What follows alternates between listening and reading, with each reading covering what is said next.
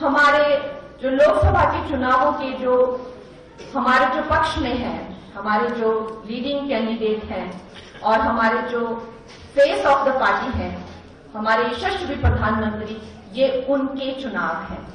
वो सबको चुनाव जिताते हैं, उनके नाम पर ही, उनके काम पर ही लोग खड़े खड़े चुनाव जीत जाते हैं, लेकिन ये अब की बार उनके चुनाव हैं। तो आप ये कतई मत समझिएगा कि ये बहन कंगना को अगर आप वोट डालेंगे तो उसे ये वोट मिलेगा, या बहन कंगना को जो वोट डालेंगे तो हमारे प्रधानमंत्री नरेंद्र मोदी जी को ये वोट मिलेगा। तो आपने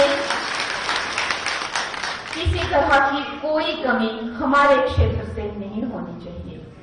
मैं ये समझती हूं कि फिल्म इंडस्ट्री में मैंने कुछ काम किए हैं जिनके कारण मुझे समृद्धि मिली है, जिनके कारण मुझे पूरे समाज में, पूरे विश्व में नाम मिला है, सम्मान मिला है। लेकिन दोस्तों, इसका मतलब ये नहीं है कि मुझे जनता के वोट भी मिल जाएंगे। मैं ये नहीं समझती कि मैंने ऐसा कुछ भी अभी तक किया है कि मुझे जनता अपना प्रतिनिधि चुने। ये मेरे जो भाई हैं यहाँ पर, जो आप कार्यकर्ता हैं, जो सब कार्यकर्ता, सब कर्मचारी जो कई दशकों से इस काम में लगे हैं, ये उन्हीं के अच्छे कर्म हैं, ये उन्हीं का प्रयास होगा, ये उन्हीं का सहयोग होगा और उन्हीं की कड़ी मेहनत होगी अगर मैं एक प्रत्याशी से लोकसभा की MP, मेंबर ऑफ पार्लियामेंट बन जाती हूँ। तो मैं ये अवश्य समझती हूँ कि हमारी जो पार्टी है, जैसे हमारे पार्टी के शीर्ष नेतृत्व भी कहते हैं कि हमारी पार्टी में पार्टी को लीडर्स नहीं जिताते हैं, इनको जो है कार्यकर्ता जिताते हैं। तो भाइयों और बहनों, मैं आज आपसे हाथ जोड़कर ये विनती करने आई हूं कि आप लोगों ने मुझे अपना समझकर अपना मार्गदर्शन मेरा करना है, मेरा सहयोग करना है और मुझे अपना समझकर मेरे लिए आपको वोट्स भी मांगने हैं, जगह जगह जाना होगा, काम करना होगा। और जैसा कहा कि अभी अगले 2 महीने आप लोगों के लिए भी बहुत बिजी होंगे, लेकिन आप लोग अपना समय देंगे तो जैसे मेरे भाई राकेश जम्वाल जी ने कहा कि ये 2 महीने आप संभाल लीजिए, उसके बाद हम संभाल लेंगे।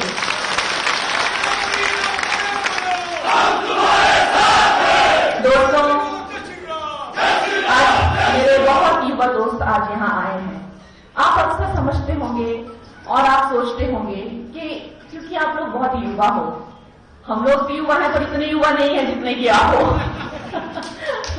तो आप लोग समझते होंगे कि क्या हुआ है 2014 में, जो ये कोई आसमानी सा काम हुआ है कि आप लोगों ने वो वक्त नहीं देखा है, हम लोगों ने वो वक्त देखा है। जैसे हमारा देश जो है कई सदियों की गुलामी के बाद जब स्वतंत्रता से निकला था दोस्तों, तो उस टाइम पे एक मनुष्य की जो लाइफ एक्सपेक्टेंसी थी वो कितना जीवन जीता था, 28 साल तक का ऑन एन एवरेज जीवन जीता था। भूखमरी से ग्रस्त, रोगों से ग्रस्त और गरीबी से बहुत बुरी तरह से ये देश ग्रस्त था। उसके बाद समय बीता, कई दशक बीते, हम लोगों ने कुछ कच्चे पक्के मकान तो बना लिए, कुछ खाने को तो हमने जुगाड़ लिया, लेकिन फिर भी ये देश एक जैसे कोई क्रिपल्ड होता है, जैसे कोई ग्रस्त होता है, उस तरह से इस देश की आत्मा थी। वो ऐसा क्यों था? क्योंकि हमारा जो स्वाभिमान है, हमारा जो आत्मविश्वास था और हमारा जो आत्मसम्मान है, वो इन स्वतंत्रता ने तार तार कर दिया था। लेकिन जब यहाँ पर उसी विदेशी सोच विचार वाली सरकार आई, उन्हीं की ही एक एक्सटेंशन या उन्हीं की ही एक सरकार वो कही जा सकती है, वो महिलाएं भी विदेशी मूल की थी, उनकी सोच भी, जो उनके सब कर्मचारी थे वो भी विदेशी मूल की ही सोच रखने वाले थे, उन्होंने हमारे आत्मसम्मान को झकझोर के रख दिया। ऐसा कर दिया कि भारतीय होना या भारतीयता की बात करना, अपने धर्म की, अपने संस्कार, अपने संस्कृति की बात करना एक शर्मिंदगी से भी बढ़कर होता था। लेकिन इस बात पर हमारे प्रधानमंत्री ने लाल किला से बोला और उन्होंने इस मानसिकता को, जो कि हमारे जो चेतना शक्ति है उस पर एक घाव की तरह है, उन्होंने इसे एक नाम दिया।